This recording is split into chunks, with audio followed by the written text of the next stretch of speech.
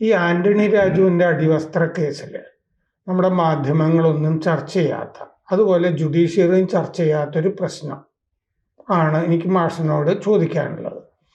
അതായത് അതിൻ്റെ അകത്ത് ഈ അണ്ടർവെയറിൻ്റെ ഉടമസ്ഥനായ ഒരു ഓസ്ട്രേലിയൻ സായിപ്പുണ്ടല്ലോ, ആൻഡ്രൂ. അയാൾ അടിവസ്ത്രത്തിൽ 616 ഗ്രാമോ മറ്റോ ഹാഷിഷ് ഒളിപ്പിച്ചതാണ് കേസ്. മയക്കുമരുന്നാണ്. മയക്കുമരുന്ന് എന്നൊക്കെ പറഞ്ഞു കഴിഞ്ഞാൽ ജാമ്യമൊന്നും കിട്ടാത്ത വകുപ്പുകളാണ് അതിൻ്റെ അകത്തുള്ളത്. വളരെ ഗൗരവമുള്ളൊരു കേസാണ്. ആന്റണി രാജു ശിക്ഷിക്കപ്പെട്ടു. പക്ഷേ ഈ ആന്റണി രാജുവിൻ്റെ ഈ വ്യാജ അടിവസ്ത്രം കാരണം ഈ സായിപ്പിനെ ഹൈക്കോടതി കുറ്റവിമുക്തനാക്കി. അയാൾ ഓസ്ട്രേലിയയിലേക്ക് പോവുകയും ചെയ്തു. ആ ഹൈക്കോടതി വിധി ഉണ്ടല്ലോ, തെറ്റായ ഹൈക്കോടതി വിധി മോചിപ്പിച്ചത്, ആ ഹൈക്കോടതി വിധി ഇനി റദ്ദാക്കി ഈ സായിപ്പിനെ ഇന്ത്യയിലേക്ക് കൊണ്ടുവരേണ്ടതല്ലേ? നമ്മൾ ഇന്റർപോളിനോട് ഒക്കെ ആവശ്യപ്പെട്ടിട്ട് റെഡ് കോർണർ നോട്ടീസോ അതിന് വേണ്ടത്. ആദ്യമായിട്ട് ചെയ്യേണ്ടത് ഈ ഹൈക്കോടതി ആ വിധി തെറ്റായിപ്പോയി, ആ വിധി പിൻവലിക്കുന്നു എന്ന് പറഞ്ഞാൽ അങ്ങനൊരു നീക്കം നമ്മുടെ സംസ്ഥാനം, സർക്കാർ, കേരളത്തിലെ ആഭ്യന്തര വകുപ്പ് നടത്തേണ്ടതല്ലേ? സത്യമായിട്ടും ആരും ആലോചിച്ചിട്ടില്ലാത്തൊരു ഒരു ഒരു ക്വസ്റ്റ്യനാണ് കേട്ടോ അത്. സത്യത്തിൽ ഇതിൽ അനീതി അവിടെയാണല്ലോ നടന്നത്, ആദ്യത്തെ അനീതി. ആ അനീതി തിരുത്തേണ്ടത്, കാരണം പ്രതി ശരിക്കും അയാളായിരുന്നല്ലോ. കറക്റ്റാണ്. അയാളെ തിരിച്ചു കൊണ്ടുവന്ന് ഇവിടെ ജയിലിലിടണ്ടേ?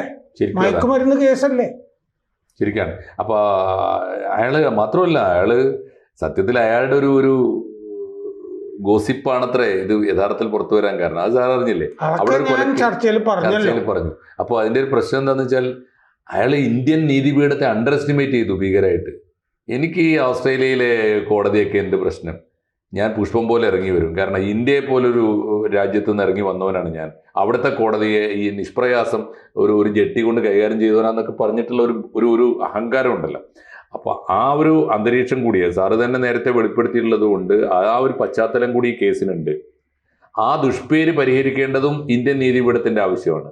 അത് പോയത് കേരളത്തിൽ നിന്നായതുകൊണ്ട് അതിന് മുൻകൈ എടുക്കേണ്ടത് നമ്മളാണ്. യഥാർത്ഥത്തിൽ ഇന്റർപോളിനോട് ഈ കേസ് അന്ന് തെറ്റായ വിധി വന്നതാണ്. അതിൻ്റെ യഥാർത്ഥ കാരണം ഇപ്പോൾ കണ്ടെത്തിയിരിക്കുന്നു. അതിൻ്റെ ഉത്തരവാദികളായ വക്കീലിനെ നമ്മൾ ശിക്ഷിച്ചിരിക്കുന്നു.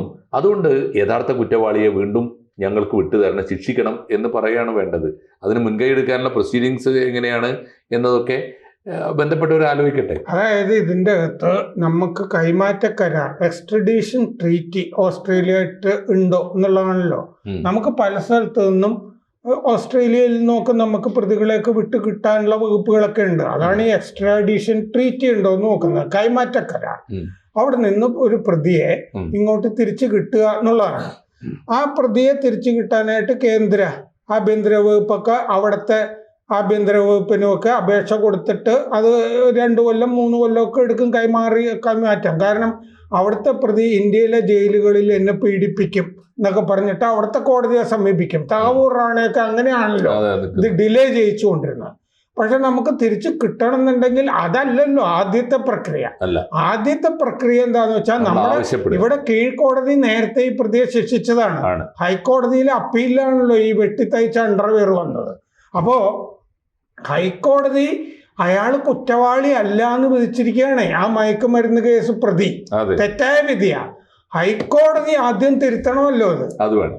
ഹൈക്കോടതി ഇവൻ കുറ്റവാളി അല്ല എന്ന് പ്രഖ്യാപിച്ചപ്പോ ഓസ്ട്രേലിയയിൽ ഇരിക്കുന്ന ആൻഡ്രൂ ഇപ്പോ നിരപരാധിയാണല്ലോ കേസില്. നിരപരാധിയായ ഒരാളെ കൈമാറ്റ കരാർ അനുസരിച്ച് ഞങ്ങൾക്ക് തിരിച്ചു കിട്ടണമെന്ന് കേന്ദ്രത്തിന് പറയാൻ പറ്റില്ല. ആദ്യം ഹൈക്കോടതി തിരുത്തണം. ഹൈക്കോടതിയുടെ വിധി പിൻവലിക്കാനുള്ള നടപടി തുടങ്ങണം. അത് ഇവിടെ നിന്ന് തുടങ്ങണം. അതെ തീർച്ചയായിട്ടും. ഇപ്പൊ ഈ 2 പേര്, ആന്റണി രാജു ആയാലും മറ്റേ ബെഞ്ച് ക്ലർക്ക് ആയാലും, അവര് ചെയ്തു എന്ന കുറ്റം തെളിയിക്കപ്പെട്ടു, സംശയാതീതമായി തെളിയിക്കപ്പെട്ട് പണിഷ്മെന്റ് കൊടുത്തു.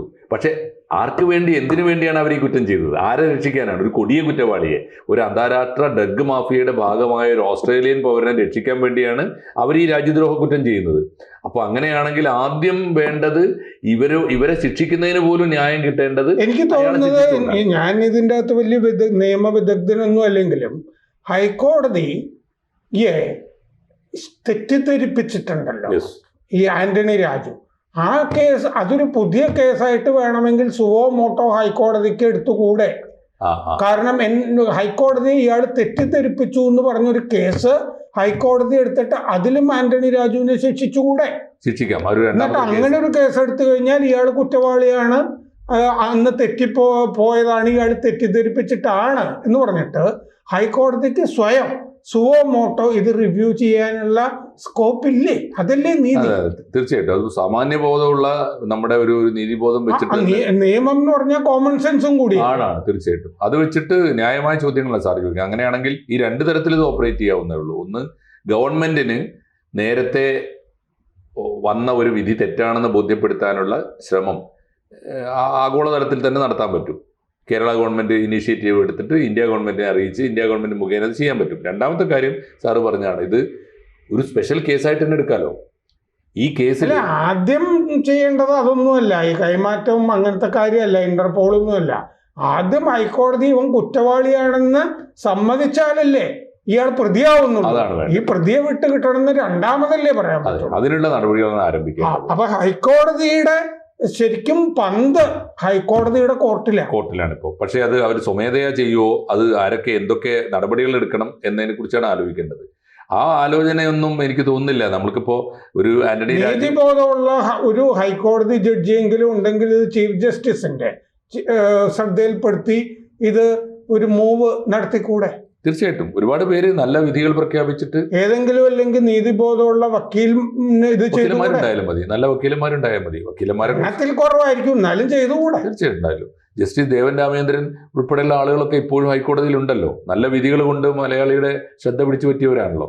അപ്പൊ അതുകൊണ്ട് അത്തരം ആളുകൾ ഈ ഒരു ആലോചന അവരുടെ മുമ്പിൽ നേരത്തെ വന്നിട്ടില്ലെങ്കിൽ ശ്രദ്ധിക്കേണ്ടതാണ്. ഇനിയെങ്കിലും ഈ സായിപ്പ് ഇവിടെ വന്നിട്ട് കാശില്ലാത്തത് കൊണ്ട് ഒരു തെങ്ങി കയറി ഇളനീര് പൊട്ടിച്ചിട്ട കേസൊന്നുമല്ല, ഇത് മയക്കുമരുന്നാണെന്ന് മാത്രമല്ല അവൻ കോടീശ്വരനാണ്. അവന്റെ കുടുംബം വന്നിട്ട് 5 ഗ്രാമിൽ കൂടുതലുണ്ടെങ്കിലൊക്കെ വലിയ ശിക്ഷയാണിത്. ഇത് ഒരുപാടുണ്ടല്ലോ, 616 ഗ്രാമോ മറ്റോ ഇല്ലേ? ഉണ്ട്. അത് മാത്രമല്ല അവൻ അവിടത്തെയും എവിടത്തെയും കോടീശ്വരനാണ്. അവന്റെ കുടുംബം വന്നിട്ട് വലിയ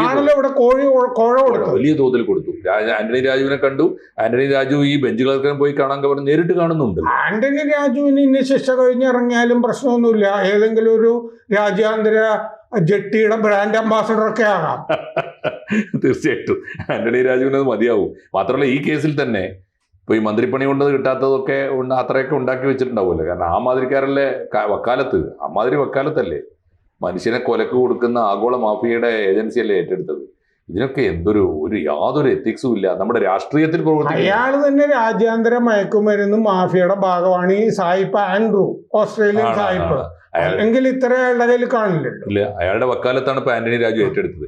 ഇതുപോലെ പ്രമാദമായ ഒരു അയാൾ ഇന്ത്യയിൽ ഇത് കൊണ്ടുവരണം എന്നുണ്ടെങ്കിൽ, കേരളത്തിൽ കൊണ്ടുവരണം എന്നുണ്ടെങ്കിൽ ഇവിടുത്തെ യുവാക്കളെ വഴിതെറ്റിക്കാനല്ലേ? തീർച്ചയായിട്ടും വഴിതെറ്റിക്കാനും അത് കൊന്നൊടുക്കാനുമാണ്. മാത്രമല്ല അമേരിക്കയില് ഫെന്റനൈൽ കള്ളക്കടത്ത് നടത്തുന്നു എന്ന് പറഞ്ഞിട്ട് മദൂറോയെ പിടിച്ചുകൊണ്ടുപോയിരിക്കുകയാണ് ട്രംപ്. എന്നിട്ടാണ് നമ്മൾ ഓസ്ട്രേലിയയിൽ ഒരു സായിപ്പിനെ വിട്ടിരിക്കുന്നത്. അത് കറക്റ്റാണ്. അങ്ങനെ ഒരു ഇന്റർനാഷണൽ ഇമ്പോർട്ടൻസും കൂടി ഈ സമയത്ത് അതിനുണ്ട്. ഒരു രാജ്യം കീഴടക്കാൻ പോവുകയാണ് ഈ അന്താരാഷ്ട്ര ഡ്രഗ് മാഫിയയുടെ പേര് പറഞ്ഞിട്ട്. നമുക്കാണെങ്കിൽ നമ്മുടെ രാജ്യത്തിന്റെ മാനം കെടുത്തിയൊരു കേസാണ്. അന്താരാഷ്ട്ര ഡ്രഗ് മാഫിയയുടെ മുമ്പിൽ ഇന്ത്യയുടെ മാനം കെട്ട കേസാണത്. ആ കേസിന് ഉത്തരവാദിയാണ് ആന്റണി രാജു. ആ ആന്റണി രാജുവിനെയാണ് ഇമാതിരി കേസായിട്ട് പോലും ഇടതുപക്ഷത്ത് ഇത്രയും കാലം മന്ത്രിയായിട്ട്, ഒറ്റ MLA മാത്രമുള്ളൊരു പാർട്ടിയായിട്ടും മന്ത്രിയായിട്ട് വാഴിച്ചത്. എല്ലാവരും വലിയ തോതിൽ ഈ കുറ്റത്തിൽ പങ്കാളികളാണ്. അങ്ങനെ വരുമ്പോൾ അടിയന്തരമായി ജുഡീഷ്യറിയുടെ ഭാഗത്തുണ്ടായ തെറ്റ് ജുഡീഷ്യറി തന്നെ തിരുത്തേണ്ടത്. ആ ചോദ്യം നമ്മൾ മാധ്യമം എന്നുള്ളതിലേക്ക് ചോദിക്കണം. തീർച്ചയായിട്ടും ജുഡീഷ്യറി തന്നെയാണ് തിരുത്തേണ്ടത്. അവർ തന്നെയാണ് ഈ അപമാനം ഉണ്ടാക്കിയത്. ഇപ്പോ ബോധ്യപ്പെട്ടാൽ ബെറ്റർ ലേറ്റ് ദാൻ നെവർ നമ്മൾ പറയില്ലേ. ഇപ്പൊ ബോധ്യപ്പെട്ട സ്ഥിതിക്ക് അതിവേഗം തിരുത്തേണ്ടത് നമ്മുടെ ജുഡീഷ്യറി തന്നെയാണ്. ഹൈക്കോടതിയിൽ മുൻകൈ എടുക്കും എന്ന് നമ്മൾ പ്രതീക്ഷിക്കാം. ഇല്ലെങ്കിൽ അവർ ഇനിയെങ്കിലും അത് ശ്രദ്ധിക്കണം എന്ന് നമുക്ക് ആവശ്യപ്പെടാം. പ്രേക്ഷകരോട് ഒരു അഭ്യർത്ഥനയുണ്ട്. ABC-ക്ക് ഒരു ഹിന്ദി ചാനൽ കൂടിയുണ്ട്. അത് കേരളത്തിന് മാത്രമല്ല, ABC ഭാരതത്തിന് തന്നെ ഒരു ജാലകമാകണം എന്ന ആഗ്രഹത്തിൽ നമ്മൾ കുറച്ചു കാലമായി ഈ ഹിന്ദി ചാനൽ തുടങ്ങിയിട്ട് നന്നായിട്ട് പോകുന്നു. അതും സബ്സ്ക്രൈബ് ചെയ്യുക. കൂടുതൽ വാർത്തകളും വിശേഷങ്ങളും നിങ്ങളിലേക്ക് എത്താൻ ABC മലയാളം സബ്സ്ക്രൈബ് ചെയ്യുക, ബെൽ ബട്ടണും അമർത്തുക.